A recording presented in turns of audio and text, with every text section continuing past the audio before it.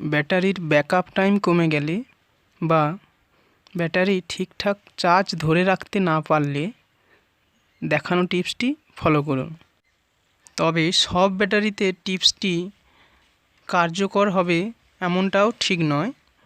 এক্ষেত্রে 30-40% ব্যাটারি এইভাবে সহজে সারানো যায়।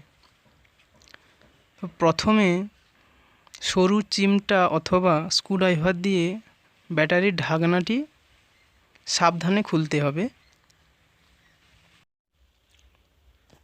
এই রাবারগুলো তুললেই দেখা যাবে ব্যাটারির ভেতরটা ড্রাই হয়ে গেছে বা জলহীন হয়ে গেছে। এই শুষ্কতার কারণেই ব্যাটারিটি চার্জ ধরে রাখতে পারছে না অথবা ঠিকঠাক চার্জ হচ্ছে না।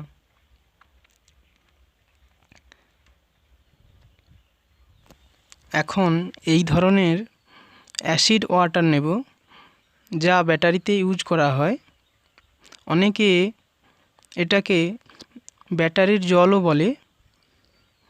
তবে খেয়াল রাখতে হবে, যেহেতু অ্যাসিড, এটা ত্বকে যাতে না লাগে, না হলে ত্বকের সমস্যা হয়। যাদের কাছে এই অ্যাসিড ওয়াটার নেই তারা অবশ্য নুন জল দিয়ে কাজটি করতে পারে।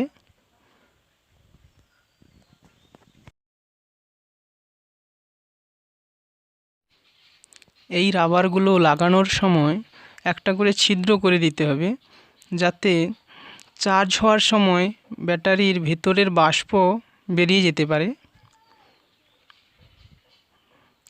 এরপর ব্যাটারিটি চার্জে লাগিয়ে দিলেই আবার এটাকে আগের মতো ইউজ করা যাবে।